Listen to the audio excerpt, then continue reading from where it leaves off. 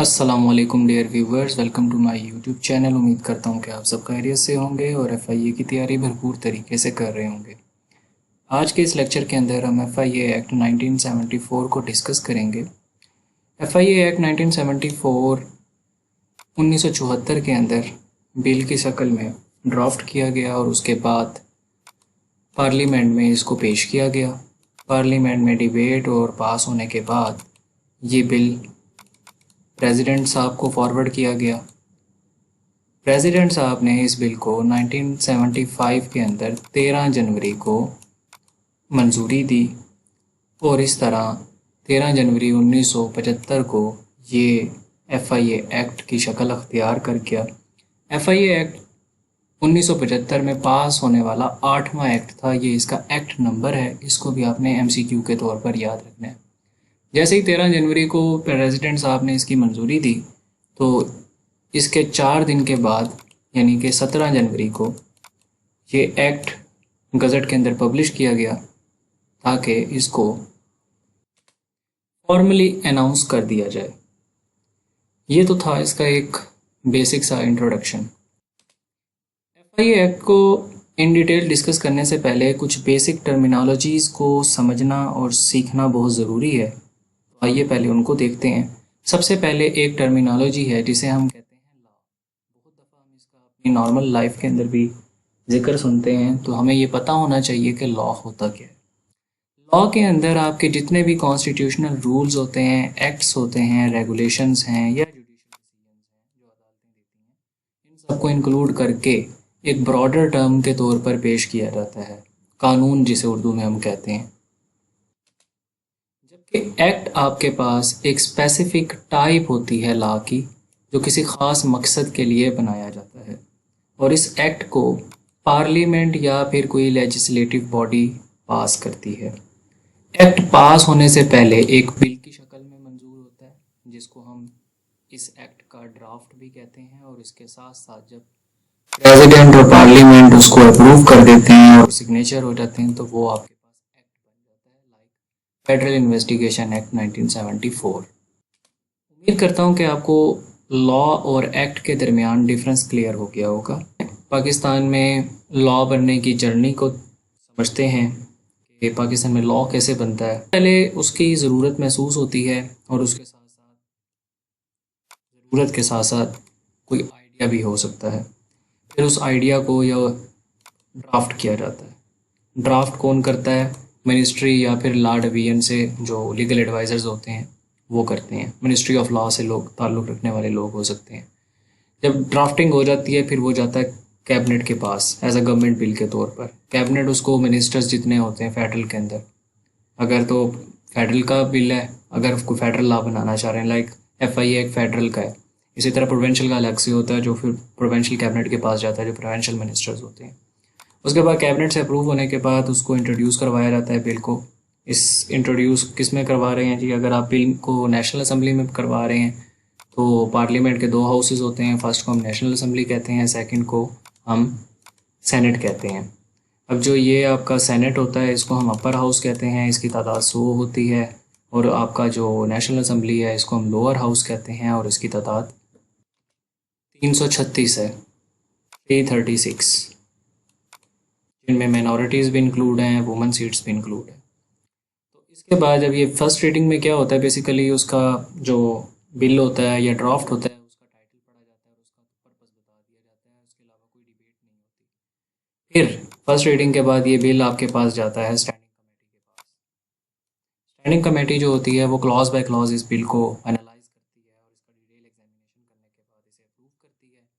जब standing committee से approve होता है तो फिर दोबारा से इसको पार्लियामेंट के अंदर या नेशनल असम्बली के अंदर लेकर आया जाता है। इस प्रोसेस को कहते हैं सेकंड रीडिंग। इस स्टेप के ऊपर उसके ऊपर डिबेट भी होती है और जो मेंबर ऑफ पार्लियामेंट होते हैं, नेशनल असम्बली के मेंबर्स जो होते हैं, वो इसके ऊपर अमेंडमेंट्स यानी कि कोई इस्लाह करने के लिए सजेशन देना चाहें तो वो भी दे सकते हैं। उसके बाद थर्ड रीडिंग होती है। जब ये डिबेट का प्रोसेस ख़त्म हो जाता है तो उसके बाद आपका एक नेक्स्ट स्टेप आता है जिसको कहते हैं थर्ड रीडिंग। थर्ड रीडिंग में क्या होता है कि आपके पास वोटिंग होती है नेशनल असम्बली में, जिसके लिए 2/3 मेजॉरिटी होना ज़रूरी है। अगर 2/3 मेजॉरिटी से ये बिल पास हो जाता है तो फिर नेक्स्ट स्टेप स्टार्ट होगा, उसमें ये सेनेट की तरफ मूव कर दिया जाता है। सेनेट में सेम तरीका कार होता है कि सेनेट में सबसे पहले ये इंट्रोड्यूस करवाया जाता है, फिर कमेटी के पास भेजा जाता है, वो इसको रिव्यू करती है, फिर इस पर डिबेट होती है और देन वोटिंग होती है और फिर सेनेट की अप्रूवल होती है। जब उसकी मेजॉरिटी उसको वोटिंग मिल जाती है तो वो अप्रूवल आ जाती है और उसके बाद आपके पास सेनेट से अप्रूव होने के बाद वो प्रेसिडेंट ऑफ पाकिस्तान के पास भेज दिया जाता है। जैसा कि इस बिल को 13 जनवरी 1975 को मंजूरी मिली थी प्रेसिडेंट ऑफ पाकिस्तान से और ये अपने 1975 के अंदर पास होने वाला 8वां एक्ट था, 1974 FIA एक्ट। तो उसके बाद इसको गज़ट के अंदर पब्लिश किया जाता है ताकि फॉर्मल अनाउंसमेंट की जा सके इसकी, और ये 17 जनवरी 1975 को हुई थी। उसके बाद ये इमीडिएट इफ़ेक्ट के साथ इसका आगाज़ हो जाता है, इसको इन्फोर्स कर दिया जाता है और फिर यानी कि ये उसी वक्त से लागू हो जाता है। लॉ बिकम्स एक्टिव उसी वक्त से लागू हो जाता है, इमीडिएट इफ़ेक्ट। यानी कि अगर 13 जनवरी को पास हुआ था तो इम्प्लीमेंट भी ये 13 जनवरी से ही लागू हो गया था। और उसके बाद फिर डिपार्टमेंट्स जो हैं वो इसके रूल्स एंड रेगुलेशंस बनाते हैं कि इसको इम्प्लीमेंट कैसे करवाना है। कुछ बेसिक टर्म्स हैं जिनका डिफरेंस को समझना बहुत ज़रूरी है। सबसे पहले बिल जो मैं आपको बता चुका हूँ कि जब तक एक्ट जो प्रपोज्ड लॉ होता है जिसको आप बनाना चाहते हैं, उसका जो एक आइडिया आप ड्राफ्ट करते हैं उसको आप बिल की शक्ल देते हैं। यानी कि जब तक पार्लियामेंट उस एक्ट को पास नहीं करता था उससे पहले उसको हम बिल कहते हैं और इसको पेश कहाँ किया जाता है, इसको पार्लियामेंट के अंदर पेश किया जाता है। फिर जब उसके ऊपर पार्लियामेंट उसको अप्रूवल दे देता है और प्रेसिडेंट अप्रूवल दे देता है तो वो एक्ट और ये स्पेसिफिक पर्पस के लिए होता है। लाइक 1974 का आपके पास एक्ट है और भी डिफरेंट एक्ट्स हैं जो आगे चलकर आप पढ़ेंगे। इसके साथ साथ ऑर्डिनेंस और अमेंडमेंट में क्या फ़र्क होता है। जब इमरजेंसी सिचुएशन होती है और नेशनल असम्बली या पार्लियामेंट जो है वो रेगुलर सेशन के अंदर नहीं होता, उसका कोई इजलास नहीं हो रहा होता और इमरजेंसी या अर्जेंट सिचुएशन हो, तो प्रेसिडेंट ऑफ पाकिस्तान के पास ये अख्तियार है कि वो एक ऑर्डिनेंस पास करते हैं और उसके साथ साथ उस ऑर्डिनेंस की मदद से एक टेम्परेरी तौर पर लॉ इशू कर दिया जाता है मुल्क के अंदर। इस ऑर्डिनेंस का जो इनिशियल ड्यूरेशन होता है वो आपके पास 120 डेज होता है, 120 दिन इसके लिए ऑर्डिनेंस को जारी किया जाता है। और अगर मज़ीद हालात बिगड़े रहें तो फिर अगर पार्लियामेंट चाहे तो वो इसके अंदर मज़ीद तोसी भी कर सकती है। उसके साथ साथ अमेंडमेंट होती है जो किसी कानून को बदलने, अपडेट करने या उसमें से किसी चीज़ को रिमूव करने या उसको बेहतर बनाने के लिए की जाती है, तो इसको हम अमेंडमेंट कहते हैं और ये पार्लियामेंट से ही मंजूर होती है और इसके लिए 2/3 मेजॉरिटी का वोटिंग का होना ज़रूरी है। तो ये कुछ टर्म्स थी और इसके साथ साथ ये आपके सामने एक ड्राफ्ट है कि जो FIA एक्ट 1974 है आपके पास, वो ड्राफ्ट और इंट्रोड्यूस कब करवाया गया था पार्लियामेंट में, 1974 के अंदर हुआ था। पार्लियामेंट से पास कब हुआ था, वो 1974 में ही हुआ था। प्रेसिडेंट ने उसको असेंट कब दी थी, 13 जनवरी को, और इसी तरह 1975 को। और इसी तरह गज़ट में कब पब्लिश हुआ था, 17 जनवरी 1975 को। और लॉ कब इम्प्लीमेंट हुआ था, जिस दिन प्रेसिडेंट ने पास किया था उसी दिन इसको इम्प्लीमेंट कर दिया गया था फौरी इमीडिएट इफेक्ट के साथ। फिर एक इम्पोर्टेंट MCQ है कि कॉन्स्टिट्यूशन जो हमारा है 1973 का, इसके कौन से ऐसे आर्टिकल्स हैं जो लॉ मेकिंग के अंदर हेल्प करते हैं। तो आर्टिकल 70 से लेकर 89 तक जो आपके आर्टिकल्स हैं वो लॉ को फ्रेम करने के लिए या लॉ मेकिंग के अंदर इस्तेमाल होते हैं। अच्छा जी, फेडरल इन्वेस्टिगेशन एक्ट 1974 पास होता है 1975 के अंदर। प्रेसिडेंट की असेंट मिलने के बाद एक्ट बनता है। एक्ट नंबर 8 था इसका। मोटो इसका ट्रूथ एंड ऑनेस्टी था। बेसिक इंट्रोडक्शन के अंदर हम देखते हैं कि इसका पूरा नाम फेडरल इन्वेस्टिगेशन एजेंसी एक्ट 1974 है, जो कि आपसे पूरा नाम FIA का पूछा जाता है। FIA का पूरा नाम भी पूछा जा सकता है MCQ में कि FIA की फुल एब्रीवेशन क्या होती है, जो कि फेडरल इन्वेस्टिगेशन एजेंसी बनती है। अथॉरिटी नहीं करना आपने, अथॉरिटी का ऑप्शन भी मौजूद होता है और अक्सर बच्चे अथॉरिटी पे क्लिक कर देते हैं। इसके अलावा इसका पर्पस क्या है, ये लोकल लॉज को, लोकल जो क्राइम्स होते हैं उनको डील नहीं करती। बेसिकली इसका काम होता है फेडरल गवर्नमेंट से रिलेटेड जितने भी क्राइम्स हैं, लाइक साइबर क्राइम्स हो गया, मनी लॉन्ड्रिंग हो गई, इमिग्रेशन हो गया, ह्यूमन ट्रैफिकिंग हो गया, टेररिज्म हो गया, इन सारी चीज़ों को डील करती है। और इसके साथ साथ नेशनल और इंटरनेशनल स्कोप के जितने भी अहम इम्पोर्टेंट केसेस होते हैं उनको ये डील करती है। जो लोकल क्राइम्स या केसेस होते हैं उनके लिए लोकल प्रोविंशियल पुलिस होती है। इसके साथ साथ अगर इसकी हम बात करें कि ये गज़ट में कब पब्लिश हुआ था, तो ये 17 जनवरी 1975 को गज़ट में पब्लिश हुआ था। प्रेसिडेंट ने कब इसको पास किया था, तो ये 13 जनवरी 1975 को पास हुआ था प्रेसिडेंट से। जुरिस्डिक्शन की अगर हम इसकी बात करें तो पूरे पाकिस्तान पर लागू होता है और पाकिस्तान के तमाम लोगों के ऊपर भी, जो चाहे मुल्क से बाहर ही क्यों ना हो। अब इस एक्ट की अगर हम बात करें तो इस एक्ट में 10 सेक्शंस हैं और एक स्केजुअल है। उस स्केजुअल के अंदर PPC Pakistan penal code 117 sections शामिल हैं जिसके तहत एफआईए कार्रवाई करती है। उन सेक्शंस को भी हम आगे जाके ब्रीफली डिस्कस करेंगे। तो पहले सेक्शन की तरफ देखते हैं। पहले सेक्शन के 3 सब सेक्शंस हैं, आपको सब सेक्शन कभी याद होना जरूरी है। 1A, 1B और 1C, 3 सब सेक्शन। 1A किस चीज़ को डील करता है, जो कि इसके नाम के बारे में यानी इसके टाइटल के बारे में बताता है, 1A। इसके साथ साथ 1B किस चीज़ के बारे में बताता है, वो इसकी एक्सटेंट के बारे में बताता है कि ये किन किन लोगों पे लागू होगा। पूरे पाकिस्तान पे होगा, तमाम पाकिस्तानी शहरियों पे होगा और इसके साथ साथ पब्लिक सर्वेंट्स पे भी होगा। जो पब्लिक सर्वेंट कौन होते हैं, जो ग्रेड 17 या इससे ऊपर के मुलाजिम होते हैं उनको पब्लिक सर्वेंट कहा जाता है, जो कमीशन के थ्रू पास होकर आते हैं, लाइक PMS या CSS के थ्रू, और वो जहाँ कहीं भी दुनिया में हो उनके ऊपर लागू होगा। इसी तरह सेक्शन 1 का जो 3rd सब सेक्शन है 1C, इसकी कमेंसमेंट से रिलेटेड बताता है कि ये कब से लागू होगा, तो ये जब पास हुआ था उसके फौरी बाद ही लागू हो गया था। और यहाँ से एक MCQ इम्पोर्टेंट बनता है कि इसको गज़ट में कब पब्लिश किया गया था, तो गज़ट में इसको 13 को नहीं बल्कि 17 जनवरी को पब्लिश किया गया था। और दूसरा MCQ यहाँ से ये बन सकता है कि प्रेसिडेंट ने कब असेंट दी थी, तो वो 13 जनवरी बनती है। तो आपको सेक्शन वाइज भी पता होना चाहिए और उसकी सब सेक्शन भी पता होनी चाहिए कि हर सेक्शन में कितनी सब सेक्शंस हैं और कौन सी सब सेक्शन किसको डील करती है। यहाँ से ये सारे MCQs हैं। इसी तरह दूसरा जो सेक्शन है वो डेफिनेशंस के बारे में बताता है कि जो इम्पोर्टेंट कीवर्ड्स आप इस लॉ के अंदर, इस एक्ट के अंदर जाकर आगे पढ़ेंगे, उनके मीनिंग क्या है। तो सबसे पहली जो डेफिनेशन है 2A, वो एजेंसी के बारे में बताता है कि एजेंसी का मतलब क्या है। इस एक्ट के अंदर जहाँ जहाँ एजेंसी का वर्ड यूज़ हुआ है उसका मतलब है फेडरल इन्वेस्टिगेशन एजेंसी, जो कि नेक्स्ट सेक्शन 3 के तहत बनती है, इस्टेब्लिश हुई है। उसके बाद सेक्शन 2B जो है वो आपको कोड के बारे में बताता है। अब कोड क्या है, इसका मतलब है code of criminal procedure 1898 CRPC। हमारे पास पाकिस्तान में 2 किस्म के कोड्स होते हैं, एक पाकिस्तान पीनल कोड है और जिसको हम PPC कहते हैं, और एक हमारे पास CRPC है जिसको हम क्रिमिनल प्रोसीजर कोड कहते हैं। जो PPC है वो सब्सटेंटिव लॉ है, उसके अंदर कोई गुंजाइश नहीं है। मतलब जो सेक्शंस होती हैं, लाइक मर्डर की सेक्शन 302 हो गई, ठीक है, तो वो सजाएं देने के लिए है। इसी तरह जो CRPC है, कोड ऑफ क्रिमिनल प्रोसीजर, जो 1898 के अंदर पास हुआ, और इसका एक्ट नंबर भी अक्सर आपसे पूछ लेता है कि ये कौन सा एक्ट था जो 1898 में पास हुआ, तो ये 5वां एक्ट था। अब ये जो था CRPC, ये किस लिए यूज़ होता है, तो ये आपके पास उन सज़ाओं का तरीक़ाकार बताता है कि उसका ट्रायल कैसे होगा, उस सज़ा के लिए केस को कैसे लेकर चला जाएगा।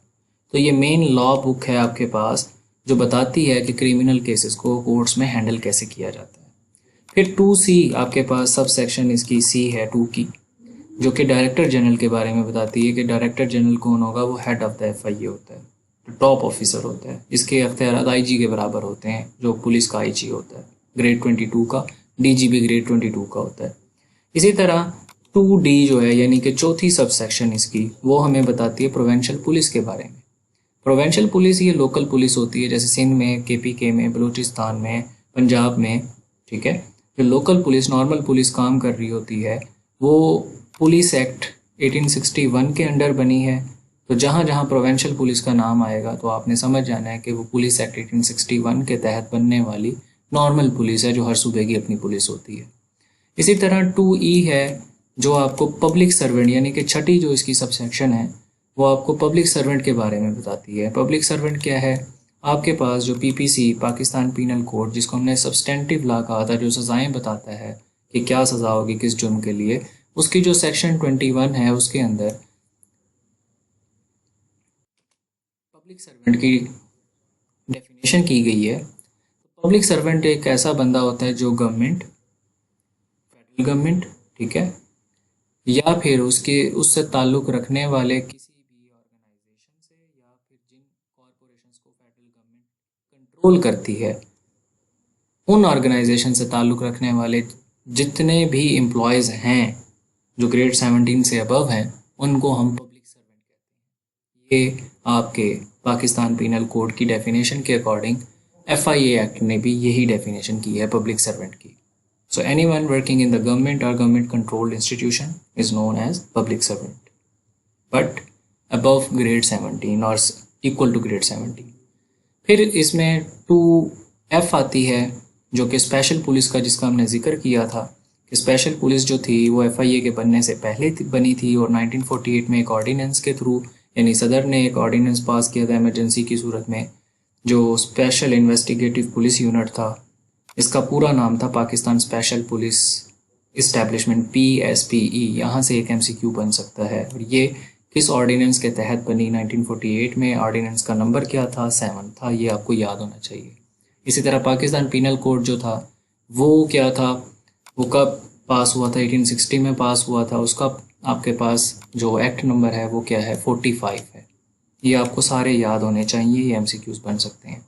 उसके बाद आपके पास 2G आती है, जो कि 8वीं आपके पास सबसेक्शन है दूसरे सेक्शन की, वो है स्पेसिफाइड पर्सन से रिलेटेड।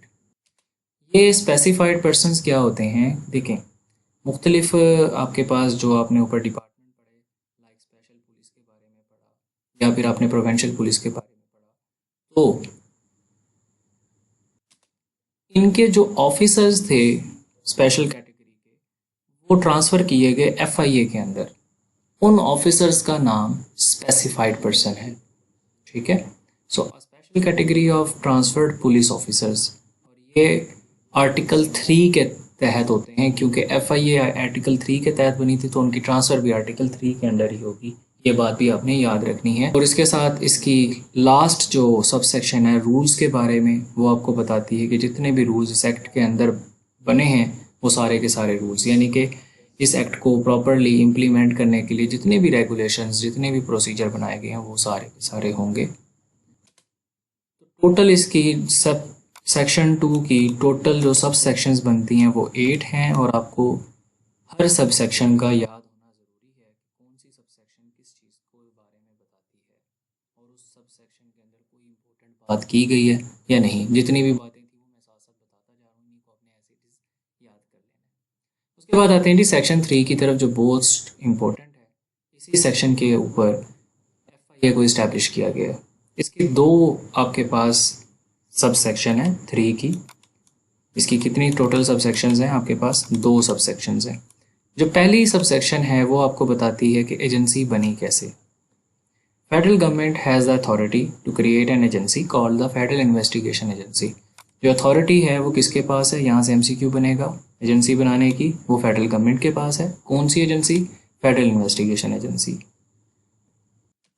उसके अलावा इसी सब सेक्शन के अंदर FIA के पर्पस के बारे में भी बताया गया है कि ये किन किन चीज़ों को डील करती है, किन किन चीज़ों को के लिए रिस्पॉन्सिबल है। तो सबसे पहले तो जितने भी स्केजुअल्ड एक्ट्स हैं, स्केजुअल एक्ट के अंदर जितने भी ऑफेंसेस हैं उनको डील करती है। तकरीबन 117 के करीब हैं। आगे जाकर हम उनको डिस्कस करेंगे कि वो कौन कौन से 117 ऑफेंसेस हैं जिनको ये डील करती है। उसके अलावा अगर किसी क्राइम को करने की अटेम्प्ट की गई हो तो उसको भी ये इन्वेस्टिगेट करती है। साजिशों को, कॉन्स्पिरेसीज को, प्लानिंग को क्राइम्स की, उसको भी इन्वेस्टिगेट करती है। और उसके साथ साथ अबेटमेंट, किसी को कोई क्राइम करने पे उकसाना या फिर उसको हेल्प करने में जो आपने मदद की, उस चीज़ को भी इन्वेस्टिगेट करती है। तो जितने भी सीरियस किस्म के फेडरल क्राइम्स या उससे रिलेटेड एक्टिविटीज़ होती हैं, एफआईए उसको डील करता है। ये इसका पर्पज़ है। तो पहले सेक्शन के अंदर, सब सेक्शन में थर्ड के, आपको फॉर्मेशन ऑफ एजेंसी का पता चलता है, वो फेडरल गवर्नमेंट ने बनाई, और उसके साथ साथ इसके पर्पज़ का पता चलता है। फिर इसकी आती है थर्ड की सब सेक्शन 2, जो कि आपको स्ट्रक्चर ऑफ एजेंसी के बारे में बताती है कि एजेंसी के अंदर कौन कौन लोग शामिल होंगे। सबसे पहले तो उसका सरबराह होगा डीजी एफआईए, जो कि हेड होगा, और इसको अपॉइंट कौन करेगा? फेडरल गवर्नमेंट करेगी। ग्रेड 22 का ये होता है, और आमतौर पर पुलिस सर्विस ऑफ पाकिस्तान जो पीएसपी ग्रुप होता है, उसका ग्रेड 22 का जो पर्सन होता है वो आमतौर पर एफआईए का हेड होता है।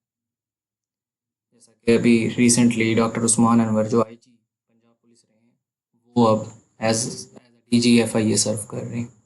उसके अलावा जितने भी अदर ऑफिसर्स होंगे, like additional deputy commissioner, like additional deputy director, assistant director, ठीक है, या इंस्पेक्टर, नीचे जो इन्वेस्टिगेटिंग स्टाफ है, सब इंस्पेक्टर, एएसआई, कांस्टेबल, इन सबको कौन रिक्रूट करेगा? उनको भी फेडरल गवर्नमेंट ही रिक्रूट करेगी, but as per their needs.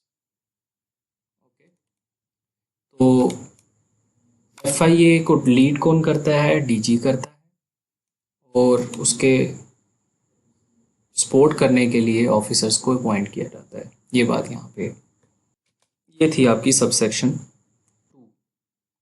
Section third की। इसके बाद नेक्स्ट आपके पास है सेक्शन 4, जो कि सुपरिटेंडेंस और एडमिनिस्ट्रेशन के बारे में बताती है। सुपरिटेंडेंस का मतलब कि कंट्रोल कौन करेगा, कौन इसकी पॉलिसी को देखेगा, पॉलिसी बनाएगा कौन, उसको चेंज करने की पावर किसके पास होगी, ठीक है, उसकी निगरानी कौन करेगा एफआईए की? तो वो आपके पास फेडरल गवर्नमेंट है। तो कंट्रोल, ओवरऑल कंट्रोल है, सुपरिटेंडेंस है फेडरल इन्वेस्टिगेशन एजेंसी की, वो फेडरल गवर्नमेंट के पास है। यानी कि जितनी भी पॉलिसीज कंट्रोल होगा या डायरेक्शंस जो हुक्म आने होंगे, वो एफआईए को फेडरल गवर्नमेंट देती है। उसके अलावा इसकी सेक्शन 4 की सेकंड जो सब सेक्शन है, वो आपको बताती है एडमिनिस्ट्रेशन के बारे में, जिसको हम कहते हैं डे टू डे मैनेजमेंट। ये मैंने बहुत आसान करके लिखा है ताकि आप अगर खुद से भी याद करना चाहें तो इजीली आपको याद हो जाए। जो ओरिजिनल एक्ट है उसके अंदर वर्डिंग ज़रा मुश्किल है, तो इसलिए मैंने इसको आसान करके लिखा है ताकि इजीली आपको समझ आ जाए। सब सेक्शन जो 2 है इसकी 4 की, वो हमें ये बताती है कि डेली एडमिनिस्ट्रेशन, जो daily day to day management होगी, वो कौन करेगा हैंडल एफआईए की? वो डीजी करता है, जो कि उसका सरबराह होता है। और डीजी जो है इंस्पेक्टर जनरल की पावर्स को भी एक्सरसाइज करता है। किस एक्ट के अंडर? पुलिस एक्ट 1861 के अंडर, लेकिन उन पावर्स को जो रूल्स अलाउ करते हैं इस एक्ट के अंडर। ये नहीं कि अपनी मर्जी से कोई भी पावर एक्सरसाइज करने लग जाएगा, सिर्फ वही जो ये एक्ट अलाउ करता है। तो ये जी आपके पास सेक्शन 4 थी, जो सुपरिटेंडेंस और एडमिनिस्ट्रेशन ऑफ एजेंसी के बारे में बताती है। यहाँ से भी ये एमसीक्यूज बनेंगे। उसके बाद चलते हैं सेक्शन 5 की तरफ, जो कि powers of the member of agency के बारे में बताती है। बहुत इंपॉर्टेंट है। Power of the member of agency जो है वो आपको इन्वेस्टिगेशन और इंक्वायरी के दौरान जो एफआईए ऑफिसर्स की पावर्स होती हैं उसके बारे में ये सेक्शन बताती है। कल को इंशाल्लाह ताला आप फ्यूचर के एफआईए ऑफिसर्स हैं तो आपको अपनी पावर्स के बारे में पता होना ज़रूरी है। तो इसकी कुछ सेक्शन, सब सेक्शंस हैं जो कि आपको जानना ज़रूरी है और आपको याद होना भी ज़रूरी है। तो सेक्शन जो 5 है इसकी 6 सब सेक्शंस हैं। पहली जो है वो पावर बताती है एफआईए मेंबर्स की। एफआईए मेंबर्स जो हैं वो पूरे पाकिस्तान के अंदर, जैसे पूर्वांचल पुलिस के पास अख्तियारात होते हैं, सेम इसी तरह इनके पास भी अख्तियारात हैं। पूरे पाकिस्तान में किसी प्लेस को सर्च करना चाहें, किसी पर्सन को अरेस्ट करना चाहें, किसी प्रॉपर्टी को सीज करना चाहें, या कोई इन्वेस्टिगेटिंग ड्यूटीज़ जो हैं वो परफॉर्म करना चाहें तो वो कर सकते हैं। और ये पावर्स इनको एक्सरसाइज करने की जो इजाज़त है वो कौन देता है? वो CRPC 1898 code of criminal procedure जो है, और दूसरे जो लॉज, इसके स्पोर्टिंग लॉज हैं, वो इनको ये इजाज़त देते हैं। उसके बाद सब सेक्शन 2 आती है इसकी, जो कि सब इंस्पेक्टर और अबव के बारे में बताती है। सब इंस्पेक्टर बेसिकली आपके पास SHO के रैंक के बराबर होता है, जिसे हम स्टेशन हाउस ऑफिसर भी कहते हैं। तो इसलिए इसके जो अख्तियारात हैं वो भी इस एक्ट के अंदर बताए गए हैं। जो FIA का सब इंस्पेक्टर होता है, ये इससे अबव रैंक का जो बंदा होता है, वो आपके पास पुलिस स्टेशन का इंचार्ज होता है, अमूमन इंस्पेक्टर होता है इंचार्ज, लेकिन अगर वो मौजूद नहीं है तो सब इंस्पेक्टर को स्टेशन हाउस ऑफिसर बना दिया जाता है और वो अपनी इन्वेस्टिगेशन पाकिस्तान के किसी भी हिस्से में जाके कर सकता है। तीसरी चीज़ है power of arrest without warrant. ये जी पावर किसके पास है? एफआईए ऑफिसर जो सब इंस्पेक्टर या फिर उससे अबव लेवल के एएसआई या कांस्टेबल के पास ये पावर नहीं है। और इस पावर को एथोराइज कौन करता है? डीजी करता है, डायरेक्टर जनरल, जो कि ग्रेड 22 का खुद मुलाजिम है और पुलिस ग्रुप से ही आया होता है, जो सिविल सर्विस का ग्रुप है, सीएसएस वाले। तो अरेस्ट करने की सबसे पहले तो आपके पास पावर जो है विदाउट वारंट वो आपको देता है ये सेक्शन सब सेक्शन 3 सेक्शन 5 का। इसमें एक पर्सन को आप कब जो है वो अरेस्ट कर सकते हो? अगर उसने कोई ऑफेंस कमिट किया हो, कोई जुर्म किया हो, या फिर आपको उसके ऊपर कोई रीज़नेबल शक हो कि ये बंदा जो है किसी न किसी किस्म के जुर्म में मुलविस है या ये कर सकता है जुर्म, तो आप सेक्शन 3 के अंडर, जो कि आपने जिसके तहत एफआईए पावर ऑफ अरेस्ट देती है, ठीक है, सेक्शन 5 की सब सेक्शन 3 जो एफआईए के ऑफिसर्स को power of arrest without warrant देती है, ये एक्सरसाइज करते हुए आप उस बंदे को उठा सकते हैं और इन्वेस्टिगेट कर सकते हैं, हमें खाम खा नहीं करना। अच्छा जी, चौथी सब सेक्शन इसकी है मीनिंग ऑफ पुलिस स्टेशन। इसमें पुलिस स्टेशन का मीनिंग भी बताया गया। पुलिस स्टेशन जो है वो डिक्लेयर किया जाता है फेडरल गवर्नमेंट की तरफ से। ये एमसीक्यू बनेगा कि पुलिस स्टेशन को कौन डिक्लेयर करता है? वो भी फेडरल गवर्नमेंट ही करती है। और इसको पुलिस स्टेशन सीआरपीसी के अंडर ट्रीट किया जाता है और लीगली जो है फ्लेक्सिबिलिटी है, जो कि एफआईए की इन्वेस्टिगेशन लोकेशंस को कहीं पे भी डिक्लेयर किया जा सकता है कि ये एफआईए का पुलिस स्टेशन है। अगर किसी जगह को लेट्स सपोज किसी घर को भी एफआईए ने फेडरल गवर्नमेंट ने डिक्लेयर कर दिया कि ये पुलिस स्टेशन है एफआईए का, तो वो एज अ पुलिस स्टेशन के तौर पर काम कर सकते हैं वहाँ पे। उसके बाद है जी, अक्सर आप देखेंगे एफआईए के जो दफ्तर होते हैं वो कोठियों के अंदर ही होते हैं, उसका कोई स्पेशल आपको ऑफिस देखने को नहीं मिलेगा, जो छोटे एरियाज़ हैं ना वहाँ पे। उसके बाद पाँचवीं की अगर हम बात करें तो आपके पास protection of property during investigation, ये अख्तियार भी है। अगर एक ऑफिसर को लगता है कि ये प्रॉपर्टी रिमूव हो जाएगी या इसको बेच दिया जाएगा या इसको ट्रांसफ़र कर दिया जाएगा, जब वो उस प्रॉपर्टी की इन्वेस्टिगेशन कर रहा है, तो सीजियर करने से पहले, सीजियर अप्रूवल से पहले, ठीक है, ऊपर से उसको ऑर्डर लेना है ना, खुद तो सीज नहीं करेगा, पहले ऑर्डर लेगा, डायरेक्शन आएगी, देन सीज करेगा। उससे पहले वो एक काम कर सकता है।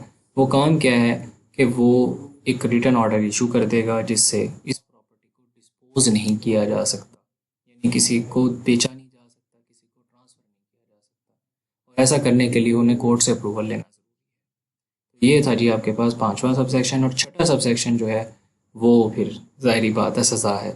जो बंदा ऊपर वाले सेक्शन 5 की सब सेक्शन जो 5 है आपका, उसको कोई ब्रेक करता है तो उसके लिए सज़ा है।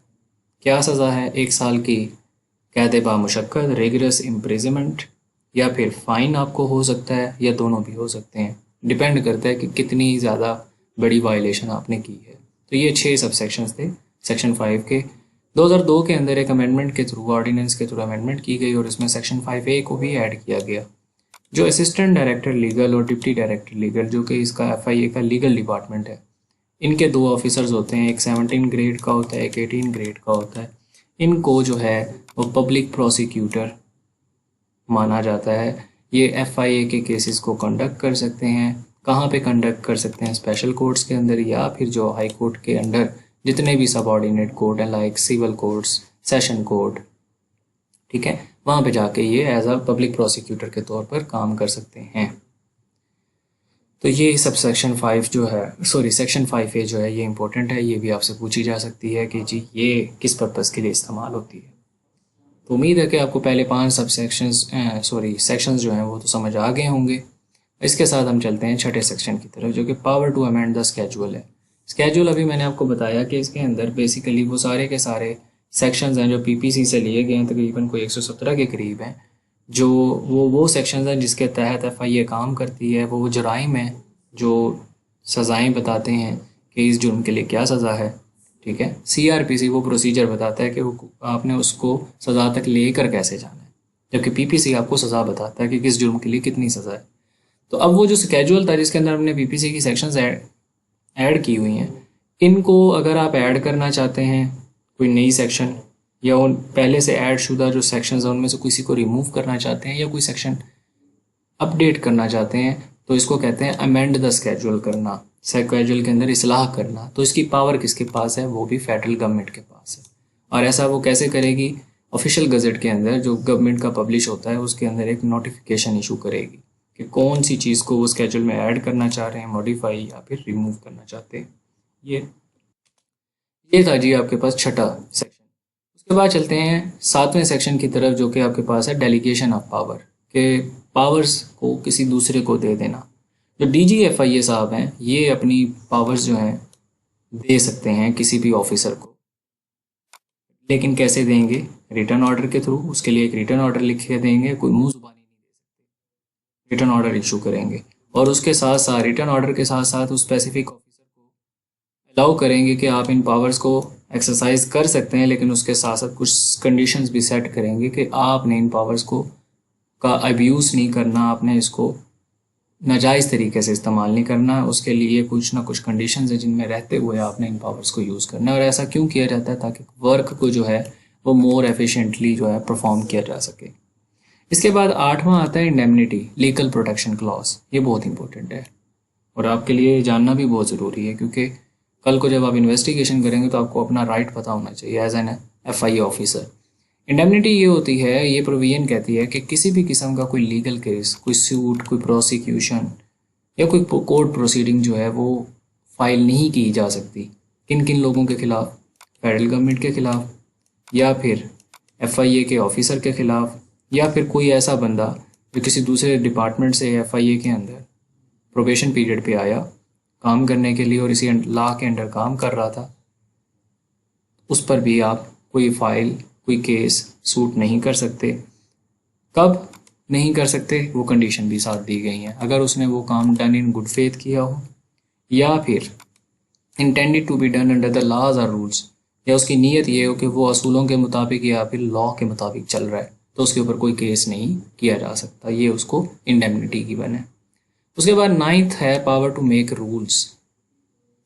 पावर टू मेक रूल्स के अंदर अगर आप बात करें तो इसमें आपके पास दो सब सेक्शंस हैं।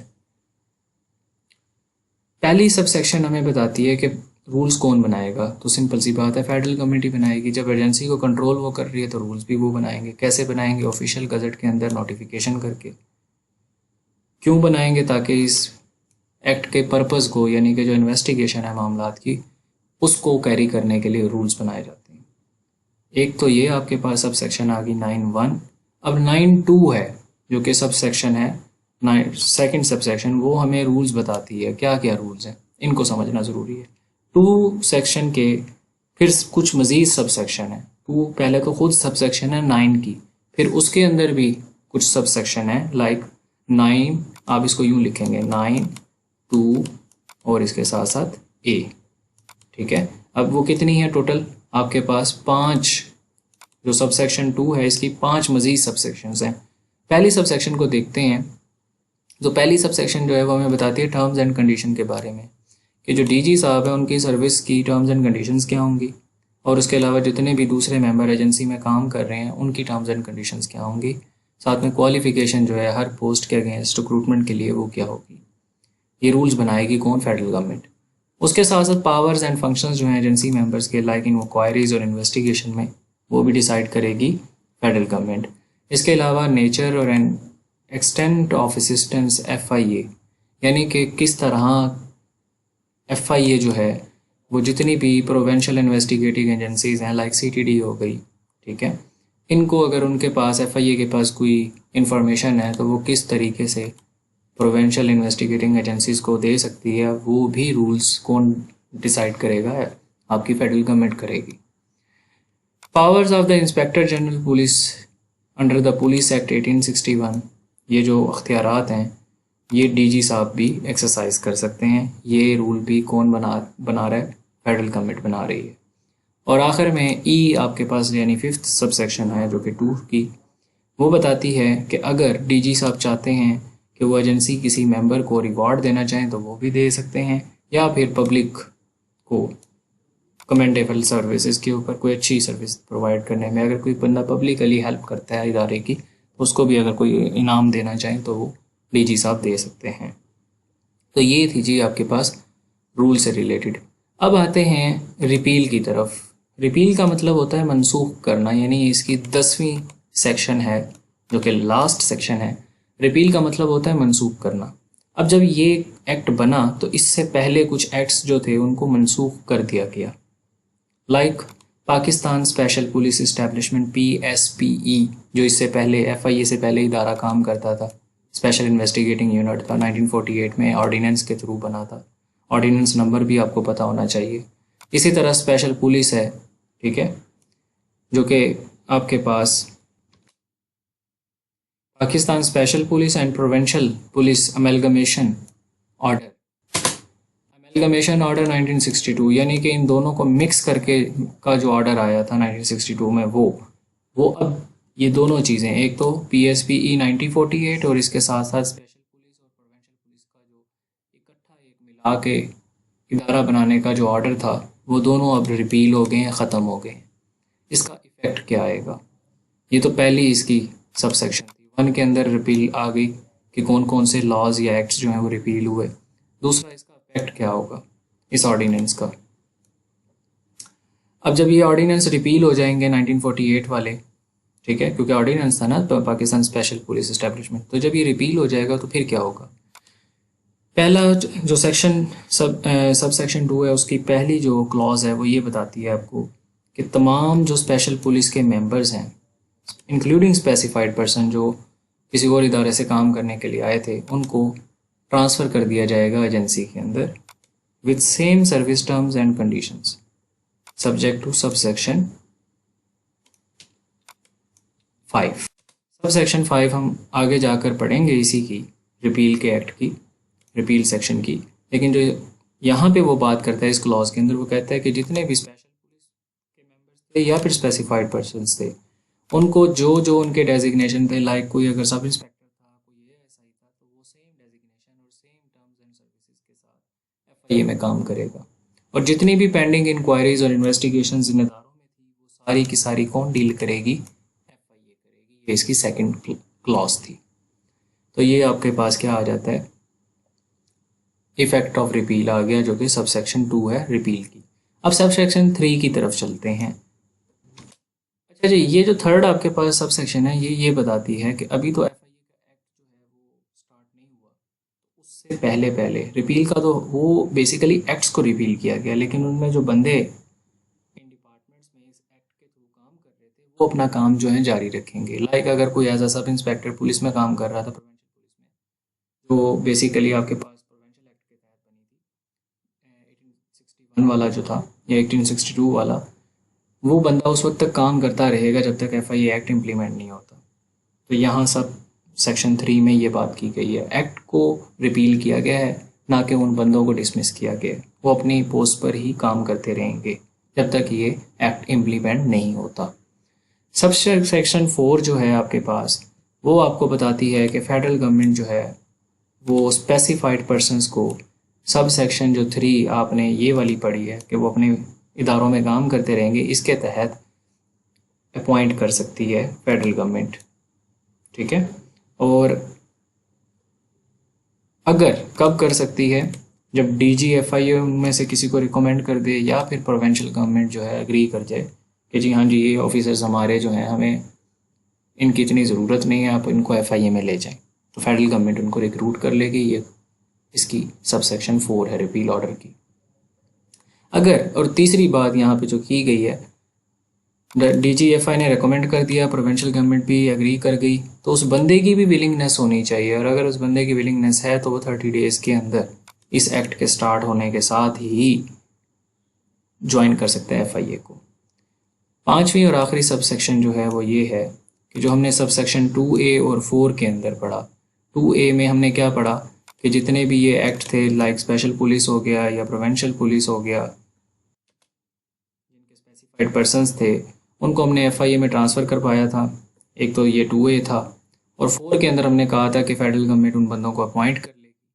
अब जितने भी पर्सन इन 2 क्लॉजेस के अंडर आते हैं वो क्या करेंगे, will cease to hold provincial police post, वो अपनी पोस्ट को जारी रखेंगे। Will retain the same service terms and condition as before repeal और ट्रांसफ़र ऑर्डर, जब तक उनकी सर्विस टर्म्स को रिपील नहीं किया जाता या कोई ट्रांसफ़र ऑर्डर नहीं आता तब तक वो अपनी जो जॉब ड्यूटीज़ एंड रिस्पॉन्सिबिलिटीज़ हैं उनको ऐसे ही जारी रखेंगे FIA के अंदर, जैसा कि वो पहले प्रोविंशियल पुलिस के अंदर जिन पोस्ट पे काम कर रहे थे और जिन टर्म्स एंड सर्विसेज के साथ काम कर रहे थे।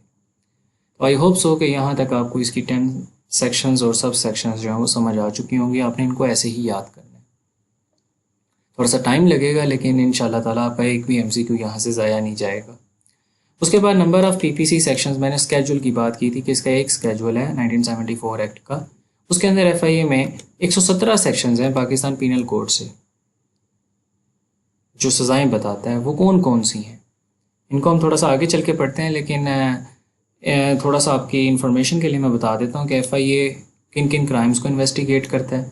एक तो गद्दारी, करप्शन के, फोर्जरी के, किडनैपिंग के, फ्रॉड के, फेक करेंसी के।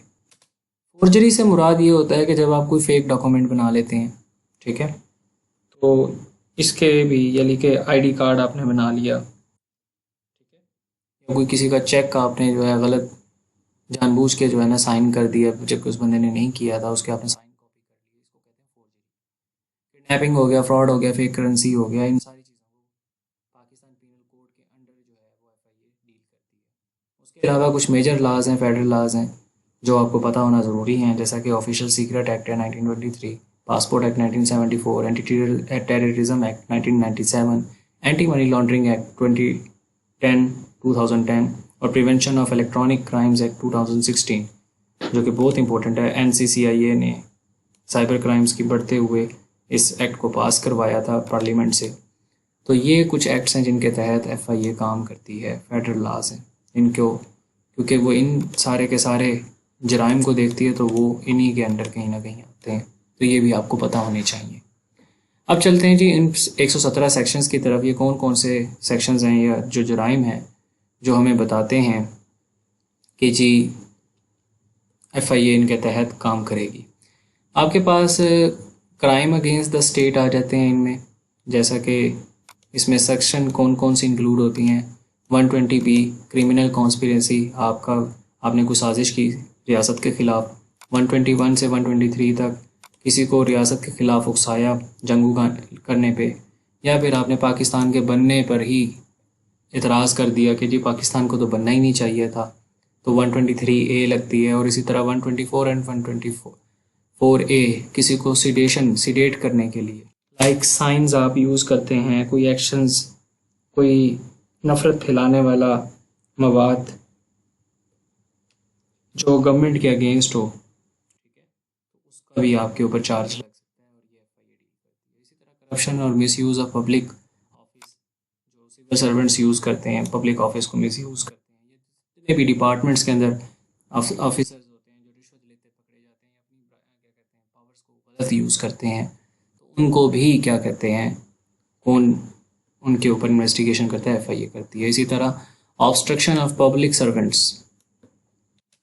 अगर किसी पर पब्लिक सर्वेंट को कोई बंदा काम करने से रोकता है तो उसके मुतालिक भी जो इन्वेस्टिगेशन होगी वो FIA करेगी।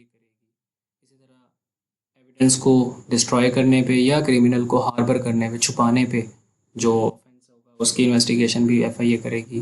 कस्टडी से भाग जाने पे भी FIA करती है। रिलीजियस ऑफेंसेस हो गए, मर्डर, बॉडीली इंजरी हो गई, किडनैपिंग हो गई, अबडक्शन हो गई, साइबर क्राइम्स हो गए, थेफ्ट हो गई, robbery, extortion, criminal breach of trust and cheating, mischief and damage to property, forgery, document fraud, counterfeit currency, नकली करेंसी, defamation हो गया, threat हो गए, ये सारी की सारी सेक्शंस जो थी मैंने वो बता दी हैं।